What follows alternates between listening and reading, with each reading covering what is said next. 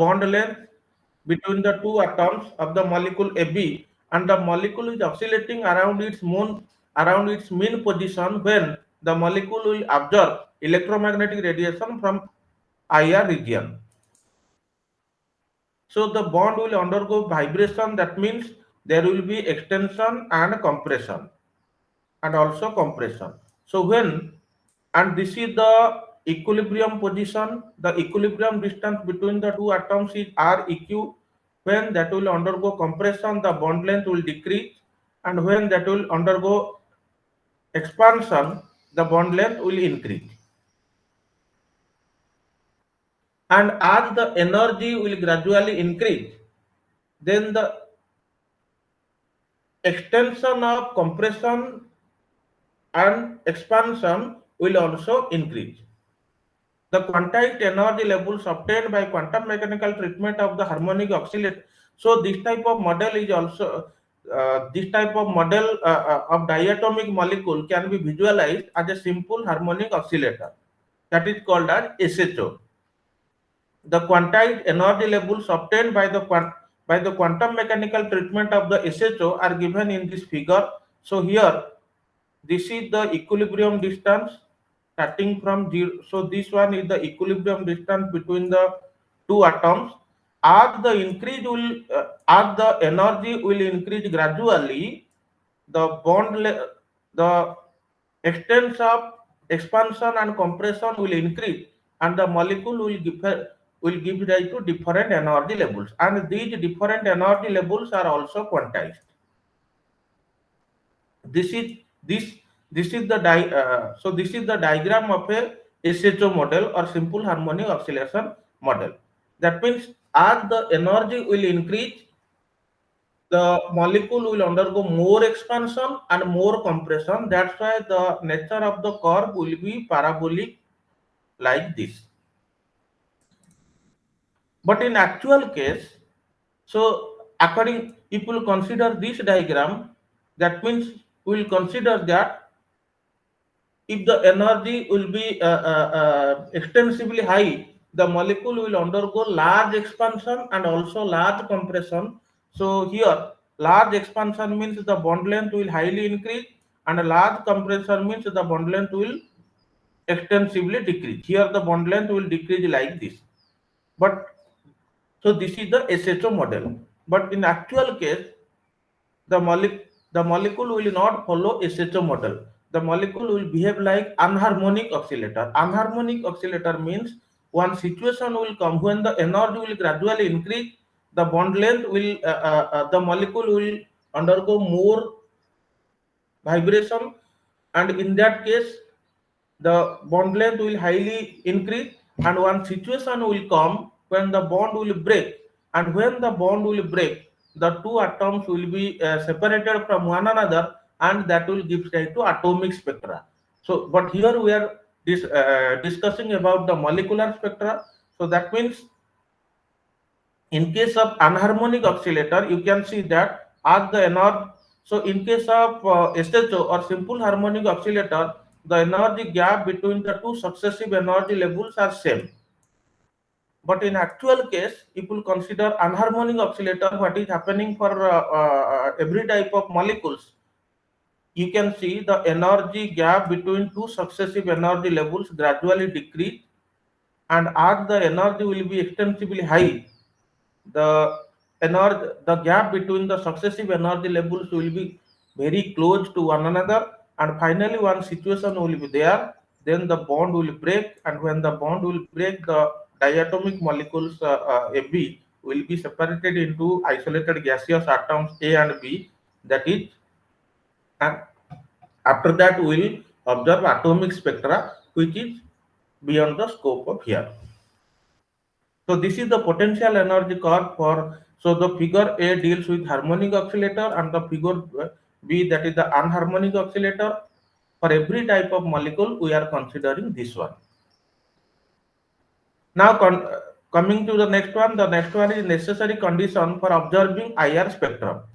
In presence of quantized energy levels, the presence of quantized energy levels does not ensure transition among them when the radiation of appropriate wavelength is made to fall on it. For this, for the oscillation of electromagnetic field in the electromagnetic radiation to interact with the vibrating molecule, it is essential that the molecule has a fluctuating or oscillating dipole moment. If the molecule will possess fluctuating or oscillating dipole moment, then that will undergo vibrational spectra. In the absence of such dipole moment, the radiation cannot interact with the molecule, and we said that the vibration in the molecule is IR inactive. That means if there will be no dipole moment, then the molecule will be IR inactive. For example, if we consider a homoatomic diatomic molecule for like hydrogen, so if we consider H2 molecule, that will not give rise to IR spectrum because it does not have a dipole moment, and also it does not generate fluctuating dipole moment. So that's why H2 molecule is IR inactive. O2 molecule is IR inactive. That means the molecule which do not possess any type of dipole moment, that will be IR inactive. Now coming to selection rule for vibrational spectroscopy. The selection rule for spectroscopy refers to the condition that tells about the transition of the molecule in different vibrational energy levels, or what are the possible or allowed quantized energy levels. The selection rule for vibrational spectroscopy is del nu equals to plus minus 1, plus minus 2, plus minus 3, etc. That means the molecule, if the molecule will absorb electromagnetic radiation from the IR region, that may undergo transition from one energy level to next higher or lower energy level. In that case, del nu equals to plus minus 1, and there is also a possibility to undergo transition from one energy level to uh,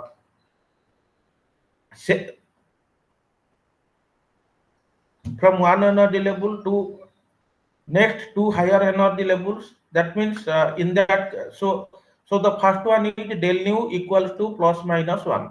That means the molecule will undergo transition from one to next higher or lower energy level. And the second type of transition is possible del nu equals to plus minus 2. And the third type of possible is del nu equals to plus minus 3. So for pure vibrational spectrum of a diatomic molecule that consists mainly three signals. So three different types of signals can be observed if we consider pure vibrational spectrum. And intense signal for the fundamental vibration. So what do you mean by fundamental vibration? So the fundamental vibration arises from the transition of ground state to the next higher energy level. That means if the molecule will undergo transition from ground state to fast excited state, that type of vibration is called as fundamental vibration. That means if the molecule will undergo transition from nu equals to 0 to nu equals to 1, that type of vibration is called as fundamental vibration. And the second type of vibration which will give a weak signal, that means if the molecule will undergo transition from ground state vibrational energy level to the second excited state vibrational energy level, that means from nu equals to 0 to nu equals to 2, that type of vibration is called as fast overtone. And similarly, another type of signal will arise, that is called second overtone, and that is a extremely weak signal will be observed. And in for second overtone, the molecule will undergo a transition from ground state to the third excited state vibrational energy level. That means from nu equals to 0 to nu equals to 3. So these three possible type of transitions are observed. So these are the three possible types of fundamental. So these are the three possible types of vibrational transitions observed for molecules which are IR active. So the first one is fundamental, the second one is first overtone, and the third one is second overtone. And the fundamental, the peak arises from the IR peak arises from fundamental vibration is more intense, and for first overtone it will give rise a weak signal, and for second overtone, extremely weak signal will be observed. So this is the vibration of a diatomic molecule. Here we have so discussed what are the possible type of vibration of diatomic molecule. So first we have discussed that for diatomic molecule, the molecule will behave like anharmonic oscillator. That means at a certain energy level, the bond will break, and if the bond will break, the diatomic molecule will separated into isolated two different isolated gaseous atoms, and that will give rise to atomic spectra. But here the IR spectra is molecular spectra. Now coming to vibration of polyatomic molecule. The vibration spectrum of a polyatomic molecule with a number of band is expected to be quite complex, because for polyatomic molecule more number of bonds are there. So indeed the IR spectrum of a molecule of a reasonable size quite complex, and it is almost impossible. So if the molecule contains extremely large number of atoms, the IR spectra will be very complex. However, a little understanding of the possible vibration modes and their IR activity and the concept of characteristics group frequency, we can make enough leads to describing the structural feature of the molecule. So although for large molecules, high number of bands are there, but some of the bands are IR inactive. So from the spectra, we can also describe the structure of the molecule. Now coming to vibrational modes or degree of freedom. The different types of vibrational modes and the number of vibrational modes, and that is called degree of freedom. A diatomic molecule has only one possible way of executing vibrational motion, because only one bond is present in the molecule, and the molecule is linear. A molecule containing more than two atoms has more than one bond, and also the bonds are to be different angle to one another. For example, if you consider a triatomic molecule like water molecule, the OH bond angle is about 104.5 degree, and such molecule can vibrate in more than one possible way. But if you consider a linear molecule, suppose if you consider a linear diatomic molecule, AB molecule, only one type of vibration will be there, that is called linear vibration. But if you consider a water molecule, so in case of water molecule, two different bonds are there, two OH bonds are there, and the angle between the bonds is 104.5 degree. So in that case, number of vibrations are possible. So here in this portion we will discuss how many different vibrational modes are there, or that is also called as what are the different degree of freedom.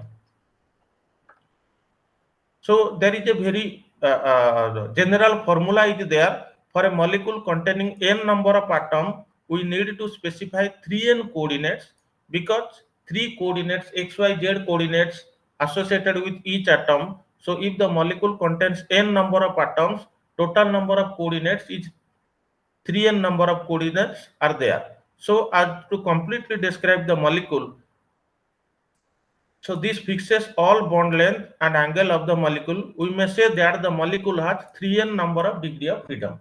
So if the molecule will contain n number of atoms, then total number of degree of freedom will be 3n. And we also know that from the total number of from the 3n total number of degree of freedom, we also know that the 3n degree of freedom associated with translational, rotational, and vibrational degree of freedom. But as here we are discussing about the only vibrational degree of freedom, since the molecule can move around anywhere in the three-dimensional space. The position of the molecule can be specified in terms of three coordinates and the center of mass of the molecule. Thus, we need 3 degree of freedom for translational motion, and hence if we subtract the 3 degree of freedom that deals with translational motions, then the number of degree of freedom will become 3n minus 3, that is for rotational and vibrational motion.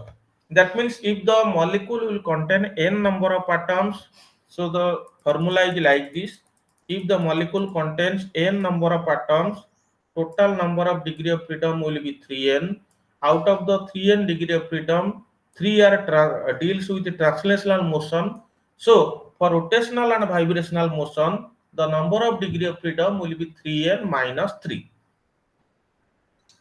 Now coming to a number of rotational modes depending upon the geometry of the molecule. The linear molecule can rotate around only of the three axis.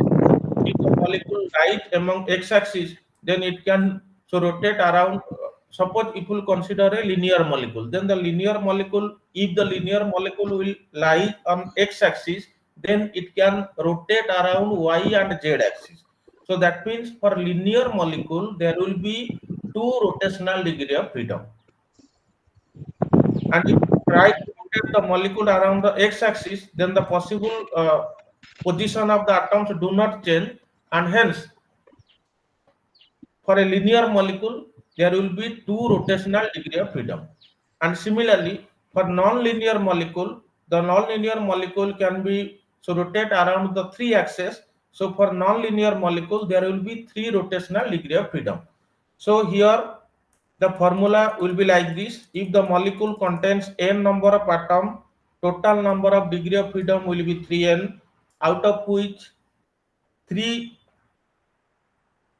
out of which the number of out of which 3 degree of freedom accounts for it to describe the translational motion. So 3n minus 3 degree of freedoms for rotational and vibrational motion. And if the molecule will be linear, there will be 2 rotational degree of freedom. Then the total number of vibrational degree of freedom will become 3n minus 5. And similarly, if the molecule will be non-linear, there will be 3 rotational degree of freedom, and hence the total number of vibrational degree of freedom will become 3n minus 6. So from the conclusion, we can say that if the molecule contains n number of atoms, then and if the molecule is linear, then the total number of vibrational degree of freedom will become 3n minus 5. And if the molecule will be non-linear, then the total number of vibrational degree of freedom will be 3n minus 6.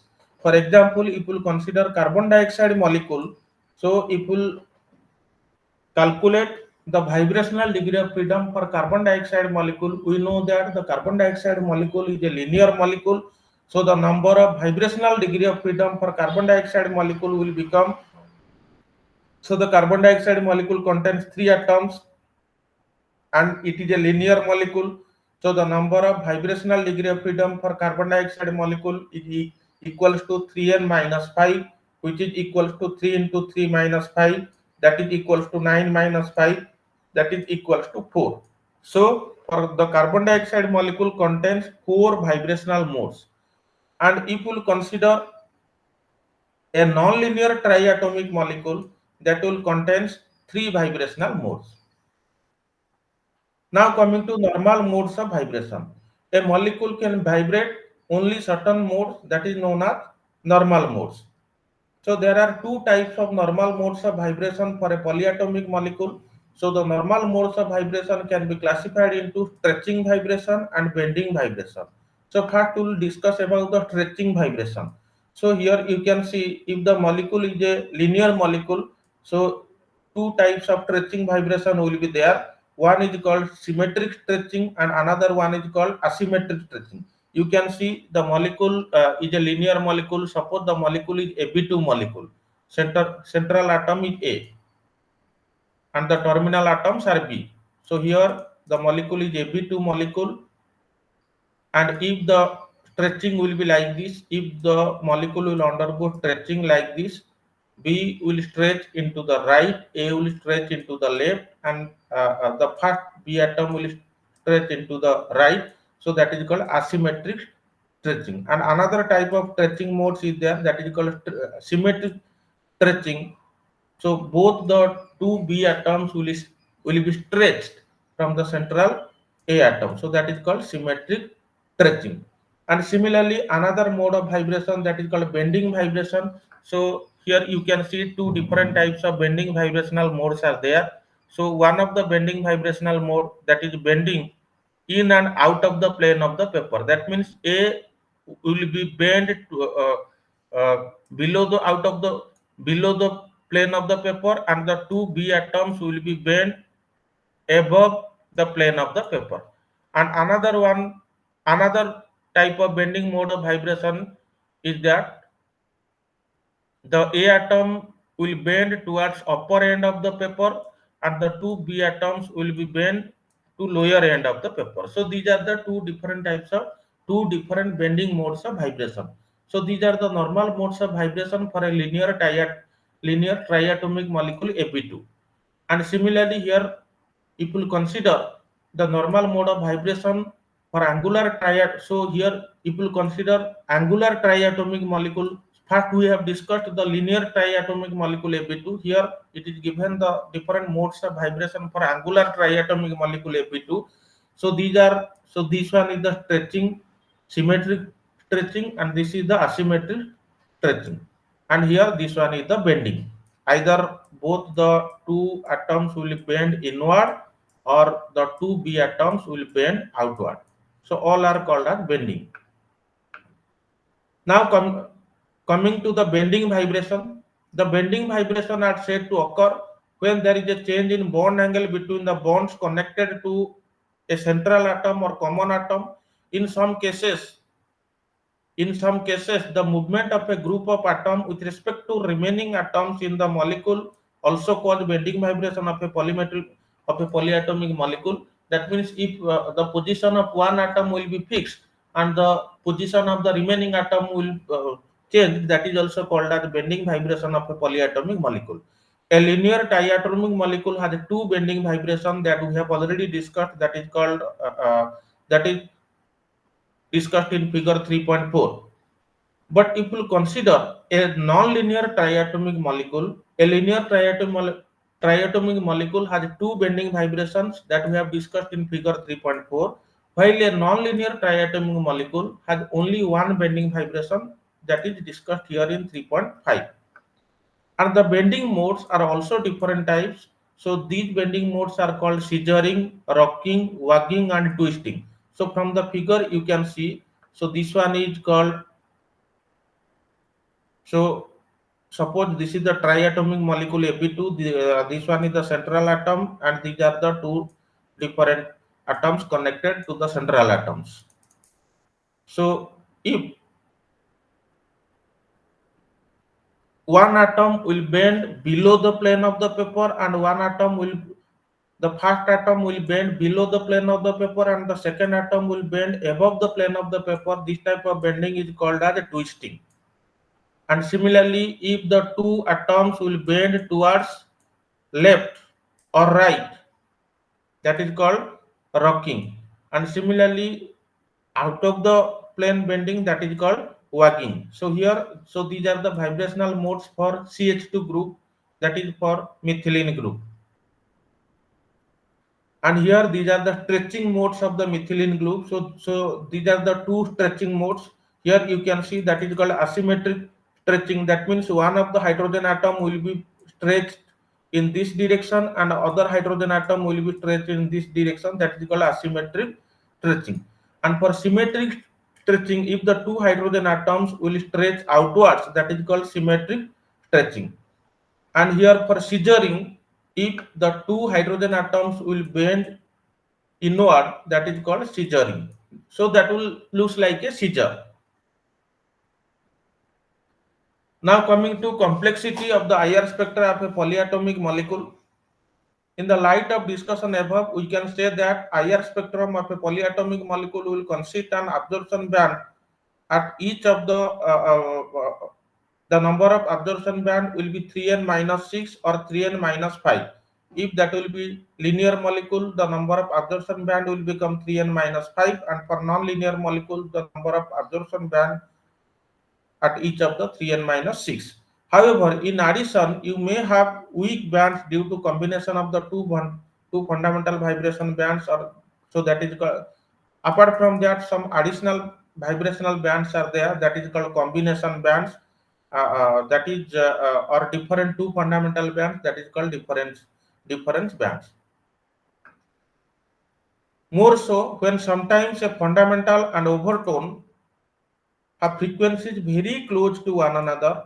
This may resonate, leading to appearance of a signal of the frequency of higher or lower to relative to the original, that is called as Fermi resonance.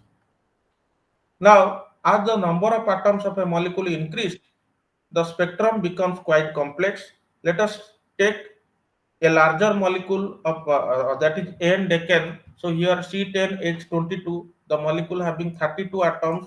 So the number of fundamental vibrational modes will become 3 into 32 minus 6, that is equals to 96 minus 6, that is equals to 90. So that means there will be 90 different types of vibrational modes for C10H22 molecule, and hence the spectra will become complex. Along with the corresponding overtones and combination bands in the spectrum, is expected to have few hundreds of signals will be there. However, if you observe the actual spectrum of Decan, much fewer of them will be observed, because some of this is so because all the vibrations may not be IR active, because in the IR spectra only IR active vibrations will be observed. So if you theoretically calculate the number of vibrations, that will become 90. But if you practically do the IR spectra of n decan molecules, a few actual spectrum will be observed. That is due to more of the vibrations may not be IR active. Now coming to the next one, that is the characteristics of IR spectrum. We are sure that on the basis of the discussion above, you have created some pictures of the IR spectra in your mind. And so now coming to a typical IR spectra given in figure 3.7. So in the 3.7, so this is the typical IR spectra of a molecule. So in the IR spectra, the x-axis deals with the wave number in centimeter inverse, and the y-axis is the transmittance percentage of transmittance. So the ordinate or the y-axis represent the percent transmittance, whereas the abscissa, that is the x-axis, is either the wave number or wavelength. Generally, that is expressed in wave number. It means that is the position of IR absorption signals are presented in either wave number nu bar or wavelength lambda. So the wave number unit is in the last class we have discussed about the unit of wave number, that is a centimeter inverse. However, the wavelength is either micrometer or microns. Because an increase in corresponds to the increase in energy, where the wavelength is related inversely to the energy, because we know that the wavelength is inversely proportional to energy, and that's why in the x-axis generally it is mentioned in wave number, that is in centimeter inverse. So the molecule where it will give rise to a peak, that is due to observance of the molecule of the particular electromagnetic, when the molecule will observe a particular electromagnetic, so when the molecule will undergo a scan from from 4000 centimeter inverse to 400 centimeter inverse, at some position the molecule will observe the electromagnetic radiation from the IR region, and where the molecule will observe, its transmittance will drastically decrease, and that will give rise to the IRP. Now coming to the basic components of the IR spectrum, IR instrument. The essential components of the IR instrument are follow. So the first one is a stable and powerful source of IR radiation. The second one is sampling device transparent to the radiation. The third one is monochromator or frequency modulator. The fourth one is transducer or detector. And the last one is signal processing and output devices. The first one is source of IR radiation. So there are different source of infrareds are there. So that is called as non-filament lamp or glowyer filament lamp. The next one is global, and the next one is nickel, that is called nichrome wire. and the next one is carbon dioxide laser. So these are the source of infrared. Now coming to the sampling device, the handling of the sample of the measurement of IR spectra is not simple as like of that UV visible spectrophotometry, because in the UV visible spectrometry that we have discussed in the last class, glass or quartz cannot be used as a material for making cubate to be used in the IR region, because if you make glass or quartz and if you pass IR, so that will also absorb the IR. It is because the glass absorbs strongly at most of the frequency in this region, and secondly, analyzing an analyte as a solution is not easy, because most of the solvent of the organic compounds also absorb many region of the IR spectra. That means for IR spectra the sample should be in solid state. So we should not use solution, or we should not use any solvent to measure the IR spectra of any sample. In the absence of, so for this reason, glass cubed or quartz cubed cannot be used for sampling of IR spectra. So in the absence of glass, salts like sodium chloride or potassium bromide, which are transparent in the IR region, are used for construction of the cubettes. So instead of using glass or quartz, we can use sodium chloride or potassium bromide. Generally, potassium bromides are used. These cubettes are called IR windows. The sodium chloride windows are most commonly used for routine work of the region between 4000 to 650 centimeter inverse, as these are cheaper than KPR window.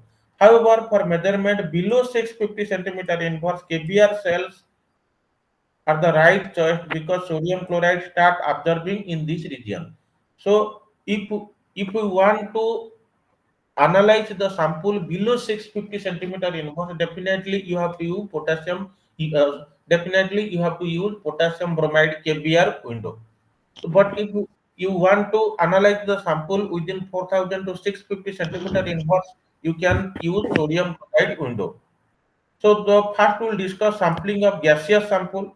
The gaseous samples are taken approximately 10 centimeter long cuvettes of sodium chloride window.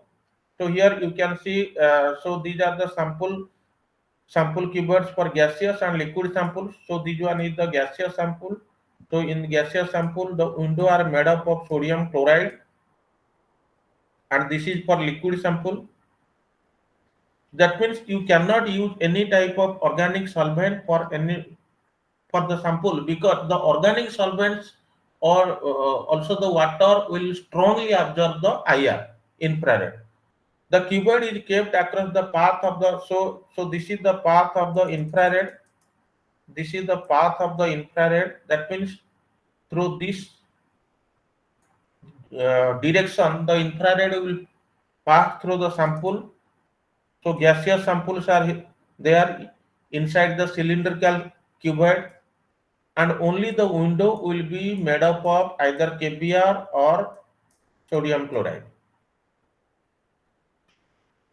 Now coming to sampling of liquid. For liquid sample, the cubettes with a fixed path length as well as the variable path lengths are commercially available. The cubettes of less than 0.01 thickness are made up of sodium chloride, NaCl or KBR.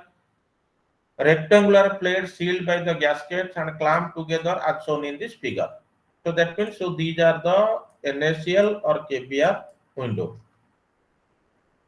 Generally, infrareds are very applicable for solid sample. So in case of sampling of solid sample, as most of the organic compounds absorb extensively in the mid IR region, it becomes difficult to find a suitable solvent whose signals will not interfere with those of the sample. In such case, it becomes most essential to analyze the solid sample itself. There are two techniques for handling the solid samples. So the first one is mole technique, and the second one is pelleting technique with KBR.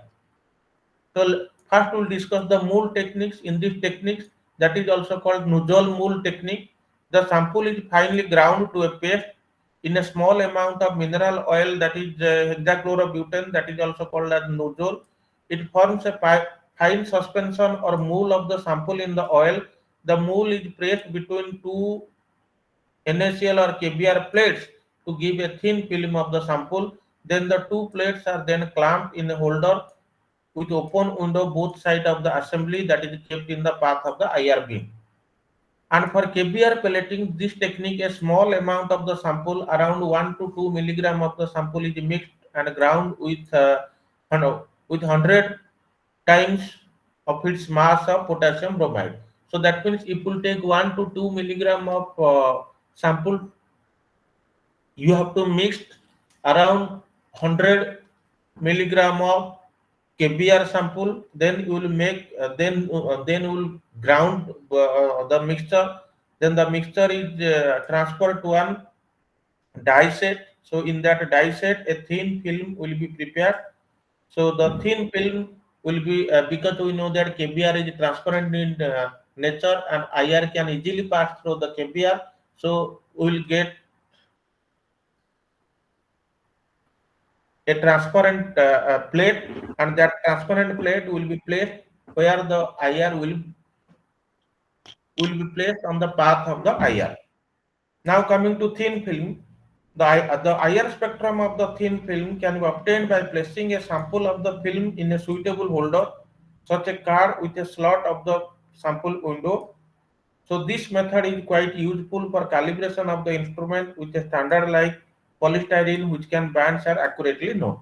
So the calibration can be done by using polystyrene window because we know the what type of possible bands will be observed when IR will pass through polystyrene sample.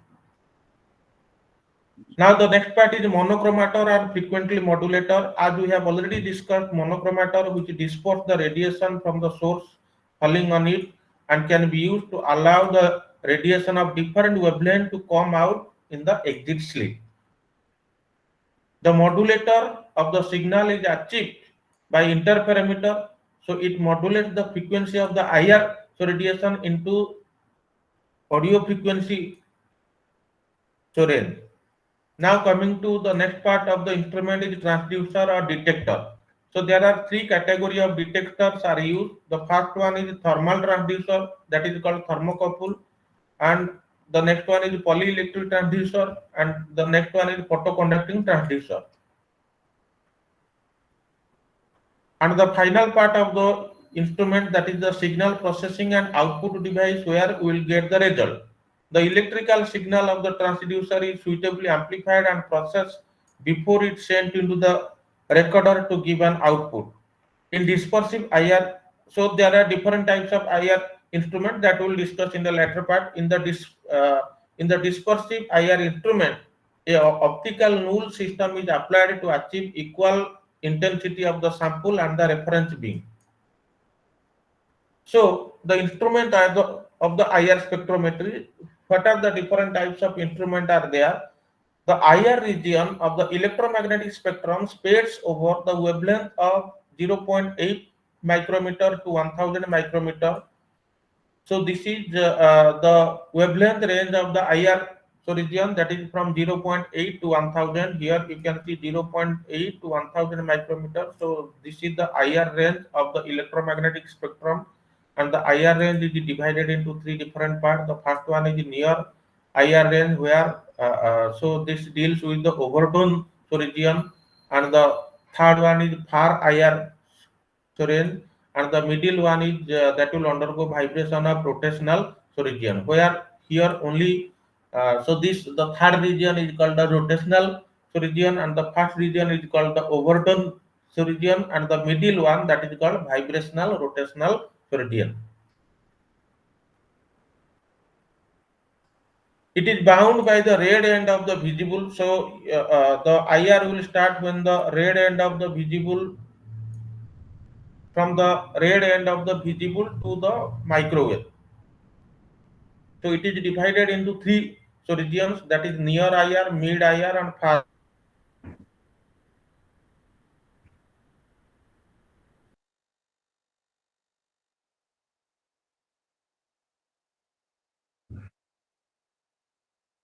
IR. The far IR is starting from 200 centimeter inverse to 10 centimeter inverse, that is used to 4000 centimeter inverse concern routine quantitative determination of the sample molecule like carbon dioxide, etc., and that is for industrial and agricultural importance. And the mid IR starting from 4000 centimeter inverse to 200 centimeter inverse, that is of interest of general chemical analysis purpose. That means the mid IR is used for general chemical analysis. So there are three type of IR instruments. These are dispersive IR spectrometer, Fourier transfer IR spectrometer, and a non-dispersive IR spectrometer. The Fourier transfer IR transform IR spectrometer, that is called as FTIR. Nowadays the IRs are replaced by FTIR. So first we will discuss about the dispersive IR spectrometer. So from the schematic diagram of the dispersive IR spectrometer, you can see that the dispersive IR. So these are the positions of the sample and reference. So this is the source of IR. The source of equal wavelength IR or equal wave number IR will be coming from the source, and that will be interact with the sample. First, that will be interact with both the sample and the reference, and after that, that will analyze through the detector and will get the difference of the P. Then the next one is FTIR. It is contrast to the so FTIR is different from the dispersive IR. So in the FTIR, where the signal from the sample is dispersed and a response at each wavelength is measured individually, the FTIR instrument collects the response at all the wavelengths simultaneously. So here only the difference will be measured, the difference of the sample, and so reference will be measured. But in case of FTIR, that will collect the wavelength of all samples simultaneously. And the third one is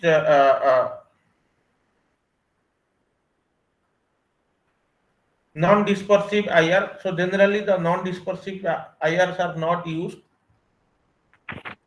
Now coming to the application of IR spectrometer. So it has qualitative applications. First we'll discuss the qualitative applications. So for qualitative application, that is used for structural elucidation of organic molecule by IR spectra. For structure determination of organic molecule, the IR can be broadly divided into two regions. The first one is from 3600 to 1200. This is called functional group region, and the second one is from from 400 to 1200 centimeter inverse, that is called fingerprint region. The two regions put together are important in the determination of identify the structure of the molecule. It is almost impossible to assign all the possible frequencies observed in the IR spectra, because that means we have already discussed that some of the vibrations are also IR inactive. So it is not possible to describe all the observation frequency through IR spectra. However, the identification of the characteristics features of the functional group region, that include stretching, vibration, typically functional groups found in organic molecule, is quite important. So here in the table, that is the characteristics IR frequencies of some functional groups are there. So you have to remember the table. So if the functional, if only alkane will be there, that will undergo vibration, or you will find a peak within 3000 to 2800 centimeter inverse. And for alcohol, you will find a broad band at 3600 to 3200. And similarly for amines or amides, you will find two different bands. One band is around at 3500 to one band is around 3500 to 3300, that is, and another band you will observe from 1650 to 1560. So all these positions you have to remember. Then coming to quantitative application, in case of IR spectrometry, the quantitative application is subject to a number of practical instrumental problems. So they are narrower of the IR band, low intensity of the source and low intensity of the transducer, non-availability of the matched cell and sample of the reference, interference by the solvent or the IR absorbing air contaminant. Now coming to the clinical and biomedical application, IR spectroscopy has been employed for analysis of several analytes in different biofluids or some biological samples. These are the application in analysis of pathological samples or for diagnosis purpose and also for non-inversion vivo monitoring. For example, the IR spectroscopy has been used analyzing the fat content for determination of composition of the urinary and glass and gallstones also. So many biological applications are also there. So after that, we will discuss the Raman spectra. So in this part, we have discussed that some of the vibrations are IR inactive. So the molecule which do not possess any type of polarization. That means if any type of polarization will be absent, then the molecule will be IR inactive. In such case, we have to observe the Raman spectra. So here we will take just 2-3 minutes break. After that, again we will resume the class for Raman spectroscopy.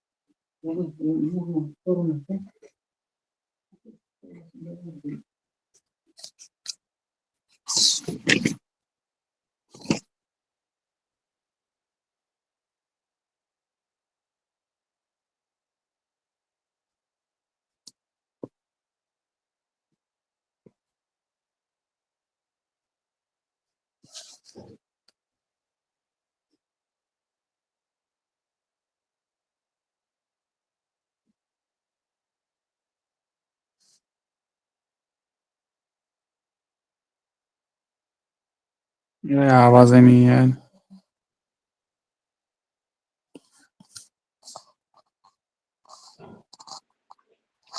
Sir, you are not audible, sir. Okay. So we'll start the Raman spectra starting. So here that is the theory of Raman spectra. So now is it okay? Hello. Yes, sir. Yes, sir. Okay. Okay. Yes, So sir. here we will discuss the theory of Raman spectroscopy. So the theory of Raman spectroscopy is like this. So if electromagnetic radiation will pass through a transparent medium that interact with the constituent of the molecules or atoms or ions present in that medium, and if the dimension of the particles, that means atoms, ions or molecules present in the sample or present in the transparent medium is smaller than the wavelength, then it will undergo scattering. That means if the particles present in the sample, particle means if the atoms, ions or molecules present in the sample will be smaller than the incident radiation, smaller than the wavelength of the incident electromagnetic radiation, then it will undergo scattering. So if the dimension of the sample will be larger than the wavelength of the incident radiation, then that may undergo absorption, that may undergo reflection, etc. Whatever that we have discussed. But if the dimension of the sample will be less than the wavelength of the incident radiation, then that will undergo scattering. And there are two different types of scatterings are there. It has been observed that in most of the scattering, the wavelength of the scattered radiation is equals to the wavelength of the incident radiation, because scattering will take place when if the particles present in the molecule will be smaller than the wavelength of the incident radiation. That means there will be no interaction will be there. So if the wavelength of the scattered radiation has exactly the same wavelength that of the incident radiation, then such type of scattering is called as relay scattering. However, in some cases, a very small fraction of the scattered radiation is found to have a different wavelength that of the incident radiation. That type of scattering is called as Raman scattering. The existence of Raman scattering is called Raman effect.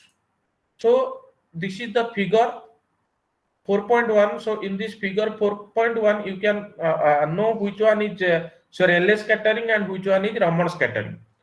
So the figure 4.1 gives the spectra of a scatter radiation obtained when the sample of carbon tetrachloride was interacted with a laser beam having wavelength 488 nanometer.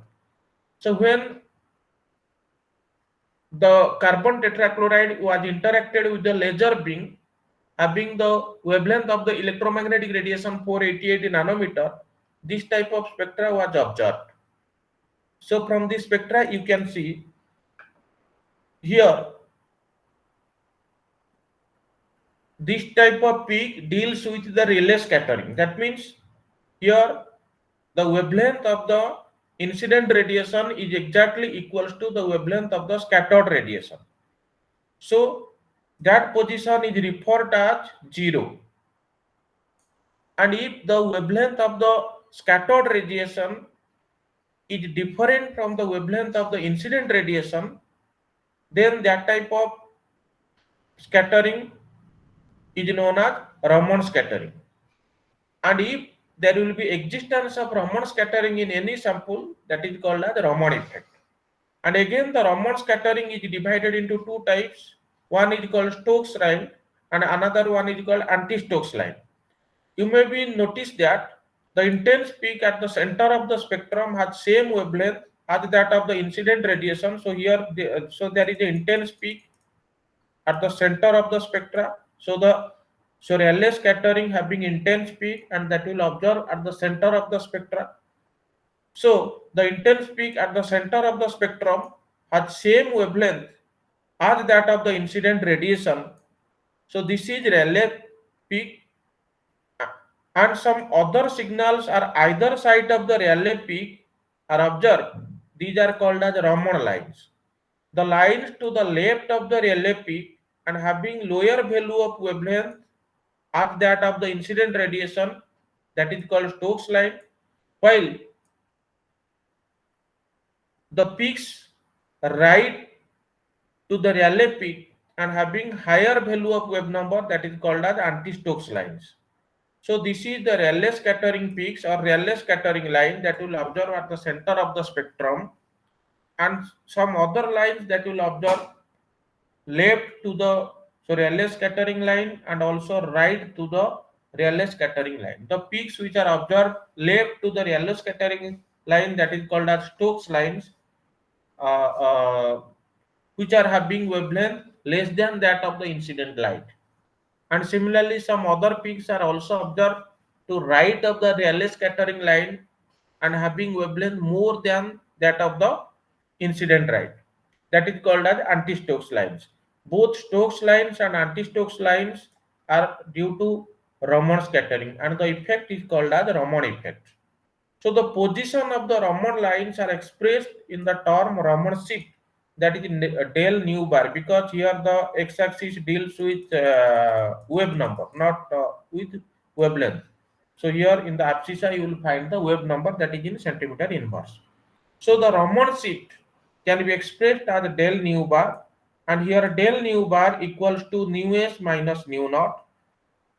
Del nu bar equals to nu bar s minus nu bar naught.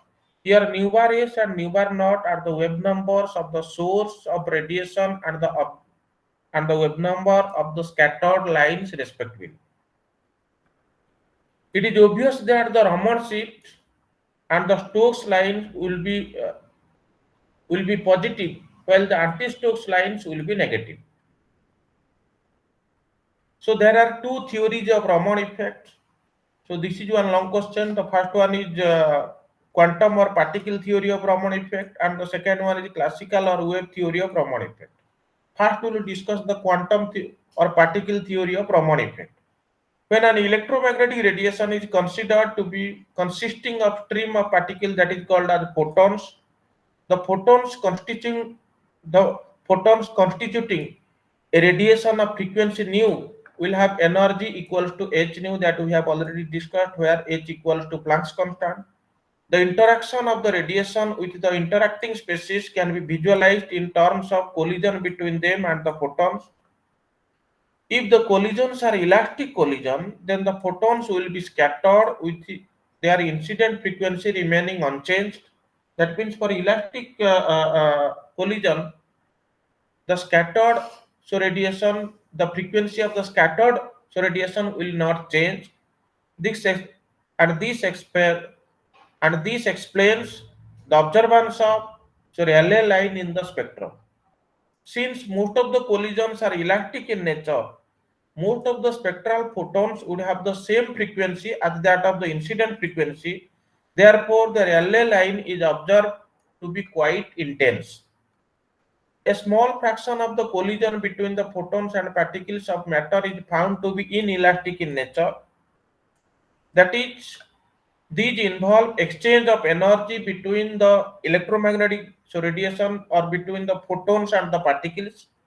When photons constituting the radiation undergo inelastic collision with the observing species, then either they gain or lose energy. These energy exchange bring about the transition of the quantized energy levels of the molecule. In such an event of inelastic collision, the molecules are either vibrationally excited or they may undergo vibrational relaxation. In both the cases, the photons get scattered with frequency different from their of the initial frequency. In former case, when the molecule undergo excitation, if the molecule will undergo excitation, they are of lower frequency. In the latter case, where the molecule undergo relaxation, the scattered photons are of higher frequency. If the molecule will undergo excitation by interacting with a electromagnetic radiation, then that will fall at lower frequency range. And in the latter case, when the molecule undergo relaxation, the scattered photons are of higher frequency range. So these photons give rise to respectively Stokes and anti-Stokes Raman lines. So that means if molecular excitation will be there, that will give rise to Stokes lines, and if molecular relaxation will be there, that will give rise to anti-Stokes Raman lines. So here this figure describes how the Stokes lines and anti-Stokes lines will arise. So the center of the spectrum constitutes the relay scattering. So in the relay scattering, the wavelength of the scattered radiation is exactly equal to the wavelength of the incident radiation. You can see. So this is the difference of energy. So these are the Rayleigh scattering lines having same wavelength. But now suppose these are the excitation. The molecule will absorb energy from the electromagnetic radiation and undergo excitation. Let the excitation is from this to this, and from V0 to first excited state, or from V1 to next excited state, like this. And if that will again come back to the same ground state, there will be relay scattering will be observed. And in some fraction of cases, if the molecule will undergo excitation, so when it will come back from the excited state to the not to the V0, that is to the V1, then that is called Raman scattering. And from higher excited state to V0, then that is called anti-Stokes line. And so both the Stokes line and anti-Stokes lines are called as Raman scattering lines. So these type of Stokes and anti-Stokes lines arise due to inelastic collision of the electromagnetic radiation and the sample. The figure gives the schematic energy levels, a diagram of a molecule. The set of the lines at the bottom end represent electronic grounds and corresponding vibrational energy levels. Similarly, the set of the lines at the top end represent the first electronic excited state and the corresponding vibrational energy levels. So this one is the ground electronic state and the corresponding vibrational energy levels. This one is the excited electronic state and the corresponding vibrational energy levels. When a radiation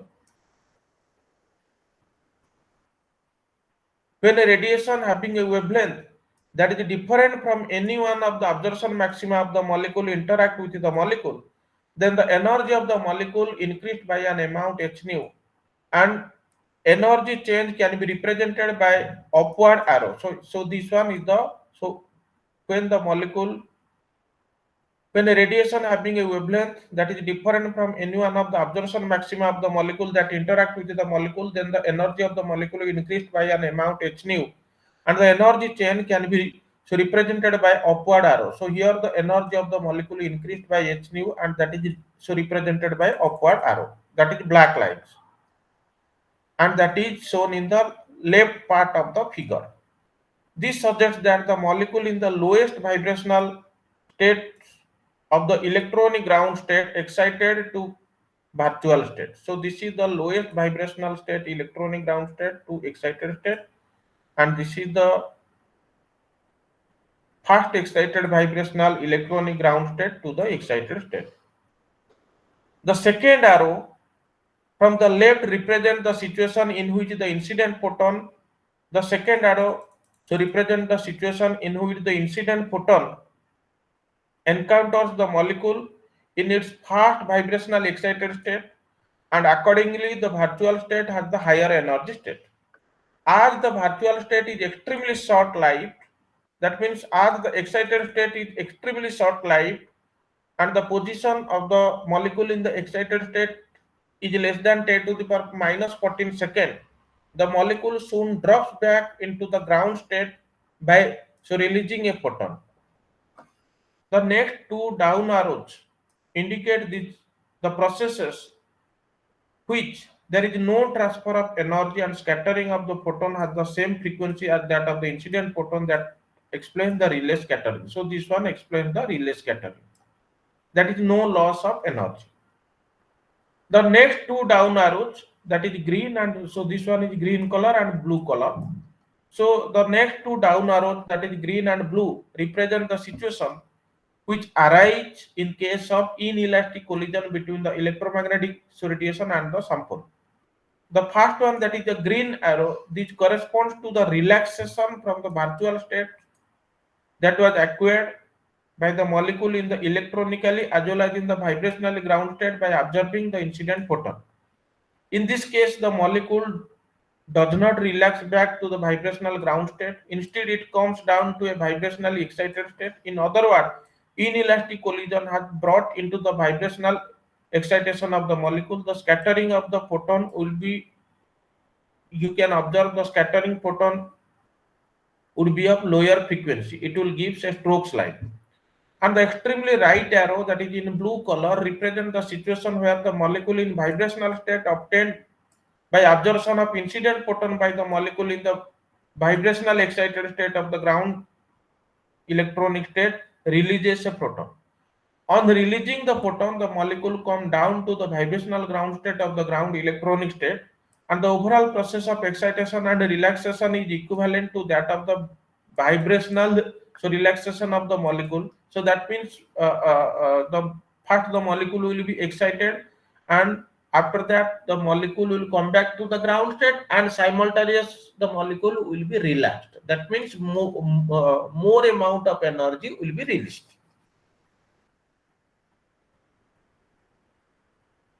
On releasing the photon, the molecule come back to the vibrational ground state and the ground electronic state. The overall process of excitation and relaxation is equivalent to vibrational relaxation of the molecule as a consequence of inelastic collision. So this energy, the energy of the scattered photon is greater than the energy of the incident proton, and hence this gives rise to anti-Stokes lines. So this is the quantum theory of Raman effect. Now coming to the classical theory of Raman effect, or the wave theory of Raman effect. So the wave theory of Raman effect deals with the polarizability of the molecule. When the molecule is placed in a static electric field, the positive and negatively charged particle consisting the molecule get attracted to the opposite poles of the applied field. This leads to separation of charge and consequently development of an induced dipole moment. In simple word, we say that the molecule has become polarized. That means if a non-polar molecule will be placed in a static electric field, that will induced polarization will be there and the molecule will be polarized. The tendency of the molecule to get polarized is called polarizability, that is the ability to get polarized. The magnitude of the induced dipole moment is proportional to strength of the applied field, and so mu is the magnitude of the induced dipole moment, and E is the applied field strength. So mu is directly proportional to E, or we can say that mu equals to some constant alpha into E. The proportionality constant alpha is called polarizability. It is a measure of the ease with which the molecule can be get polarized. So this is the schematic representation of anisotropic polarizability of a molecule. So if static electric field will be there, then the molecule will undergo polarization like this.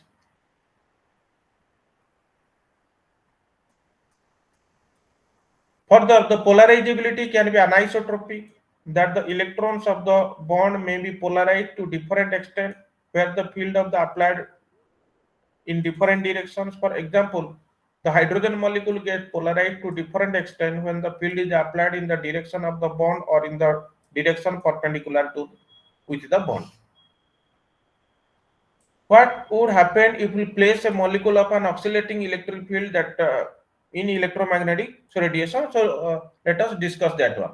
The electric field associated with the radiation frequency of nu Ex varies by the following equation: E equals to E naught cos 2 pi mu ext, where E is the electric field strength at any time t, E naught is the amplitude of the wave. When such radiation is made to interact with a molecule, it will induce a dipole moment inside it. Further, as the electrical field of the radiation is oscillating, the resulting induced dipole moment will also oscillate in the same frequency as that of the radiation. So mu equals to alpha E.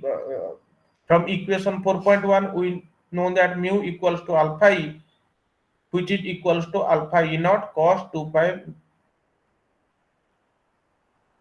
mu mu ext. This oxidating dipole moment will immediately generate a radiation of frequency mu ex. We have a so that type of radiation is called as relay scattering.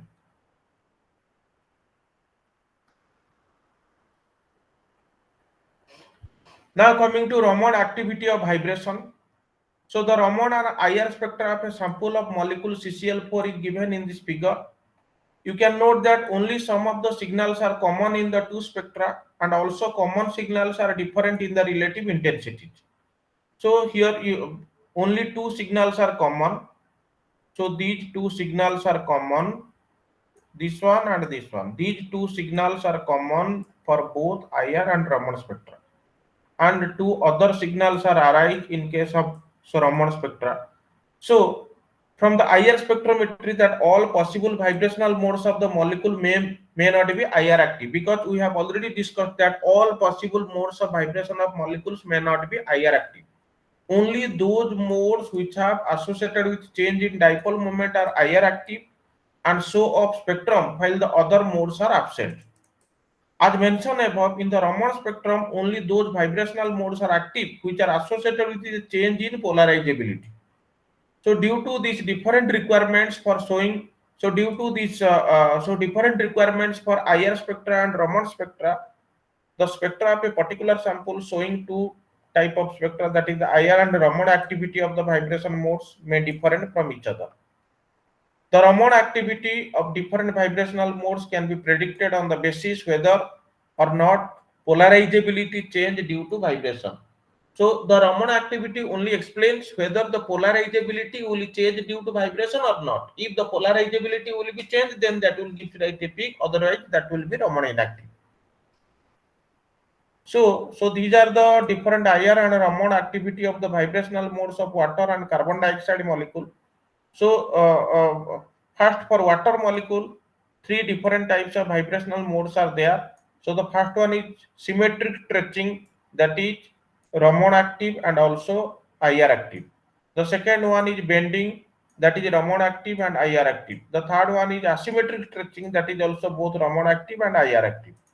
But in case of carbon dioxide molecule, three modes of vibrations are there. The first one is symmetric stretching, that is IR inactive but Raman active. And the second one is because that is one linear molecule. So for linear molecule, carbon dioxide linear molecule and symmetric molecule. So symmetric stretching is IR inactive, because due to symmetric stretching vibration there will be no change in dipole moment. So that is IR inactive. But polarizability will be changed. So that's why that is Raman active. And similarly, the bending vibration is IR active but Raman inactive. And the for asymmetric stretching, that is IR active but Raman inactive. Now coming to the rule of mutual exclusion principle. So the rule of mutual exclusion principle is a single so that is a single line. For a molecule having a center of symmetry, the Raman active vibrations are IR inactive and the IR active vibrations are Raman inactive. Again, for a molecule having a center of symmetry, the Raman active vibrational modes are IR inactive and higher active vibrational modes are Raman inactive. So these are called as the rule of mutual exclusion principle. You can see these the application of rule of mutual exclusion principle in carbon dioxide. The carbon dioxide molecule having a center of symmetry. So the higher active vibrational modes, the higher active vibrational modes are Raman inactive, and similarly the Raman active vibrational modes are IR inactive. So that is called as the rule of mutual exclusion principle. Now coming to the instrumentation of Raman spectrometry. So there are 5 components of the Raman spectrometer. These are intense laser source, sample handling unit, monochromator or interferometer, detector, and signal processing output device. The schematic representation of general setup of the monochromator based on dispersion Raman spectrometer, so that is given in the figure, and that of the interferometer based on FTIR Raman spectrometer, that is given in the figure 4.5 and 4.6 respectively. So you can see here. So radiation source of the Raman spectroscopy, the instrument. So what are the first we'll discuss the different radiation source of the Raman spectroscopy. The commonly used laser sources in the Raman spectroscopy and their characteristics. So the laser sources are argon ion laser, krypton ion laser, helium neon laser, diode laser, and neodymium or YAG laser. So these are the corresponding wavelength and frequency of the different Raman source, laser source. Now coming to the sample handling devices. So there are different types of sample handling devices are there. So that is fiber optic probes, right? So the fiber optic probes are so recent advancement in sample handling devices. These probes are exploit in the fact that visible or near IR can be transmitted at a distance as large as 500 meter using optical fiber as a vehicle. So this allowed handling sample much further than the instrument and without any physical manipulation of the sample.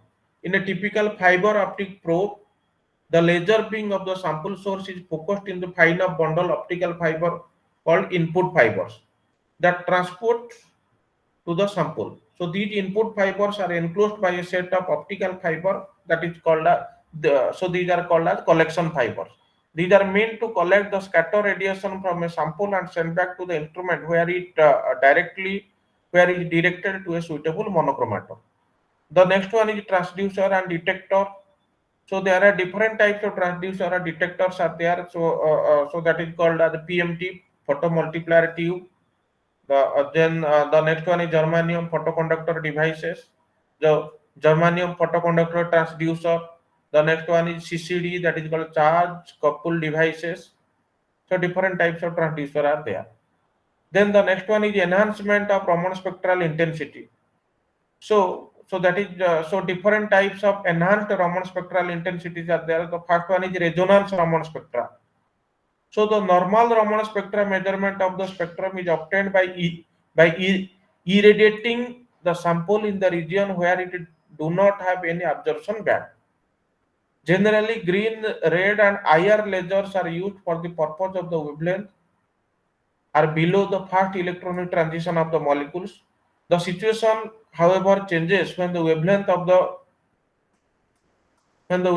the exciting laser lies close to the electronic absorption of the molecule. Under these conditions of a resonance, under under these conditions, resonance occurs, which may enhance the intensity of the few Raman lines is around 10 to the power 2 to 10 to the power 6. The phenomenon is called as resonance Raman spectroscopy. Now coming to the coherent anti-stroke Raman spectroscopy, or that is called as CARS. Coherent anti-stroke Raman spectroscopy, that is a technique used. So this technique used two lasers. One has a fixed frequency mu1, and the other has a lower frequency mu2. When these will be combined, the two lasers result coherent radiation at a frequency equals to 2 nu1 minus nu2. Besides, a number of other type of combinations are also there. So the energy obtained during the CARS. Here it is shown. So this one is the new one. Due to new one, the molecule will undergo transition from the ground state electronic state to the excited state. And if that will so in the CARS measurement to, so if that will come back to the first excited state vibrational state, so that is called nu 2. So here the in the coherent spectra, so the nu equals to 2 nu 1 minus nu 2. So nu equals to 2 nu 1 minus nu 2. So nu 2 equals to nu 1 minus nu vibration. So that is equals to nu plus nu vibration. So in the CARS measurement, two laser beams are passed through the sample, and the second laser is tuned until it matches one with the one with the Raman frequencies, that is called nu 1 minus nu vibration. Under such condition, the coherent emission would be at a frequency given by the following equation. This one. So, this in fact the frequency corresponds to anti-Stokes lines. Hence, the name, the schematic diagram explain the setup of CARS experiment. So that's why that is called as coherent anti-Stokes Raman spectroscopy. The next one is surface enhanced Raman spectroscopy (SERS) that is discovered in 1974 when it was found that a pyridine molecule absorbed electronically roughened observed on an electrochemically roughened surface give intense Raman signal, much larger than the normally expected. This technique further developed in 1970 and involved taking the spectra of the sample observed on the surface colloidal metal particles like gold or silver. The Raman scattering from a compound observed on a metal surface can be 10 to the power 3 to 10 to the power 6 times greater than that of a solution surface. So that is called as surface, and this type of higher Raman spectra is observed due to active surface, and that is called surface enhanced Raman spectroscopy. Now coming to the application of Raman spectroscopy. Raman spectroscopy can be used quantitative and qualitative analysis of inorganic, organic and biological sample. The quantitative analysis is based on intensity of the Raman scattering light being proportional to the concentration, while the qualitative determines that depends upon the so the quantitative analysis, particularly the quantitative analysis is based on intensity of the Raman scatter light proportional to concentration of the sample. Intensity of the Raman spectral lines proportional to concentration of the sample. By this principle, we can quantitatively analyze the samples present.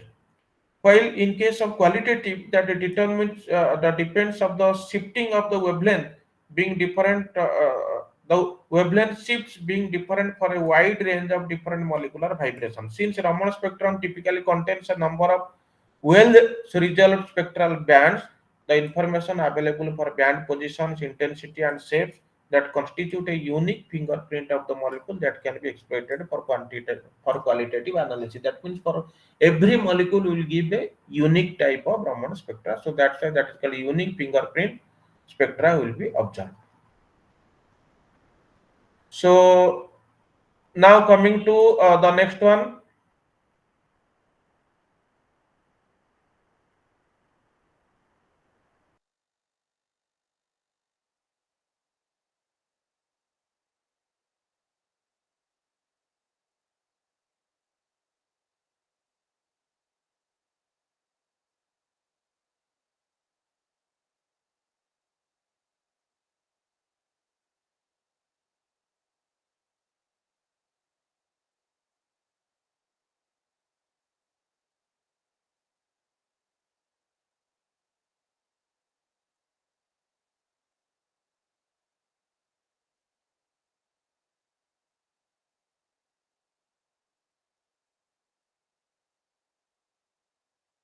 So the next unit deals with the fluorimetry and phosphorimetry.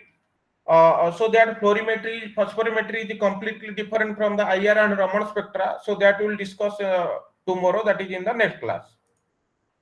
So today we'll stop here, and we'll discuss the fluorimetry and phosphorimetry, and then the application of fluorimetry, phosphorimetry in the next class. Okay.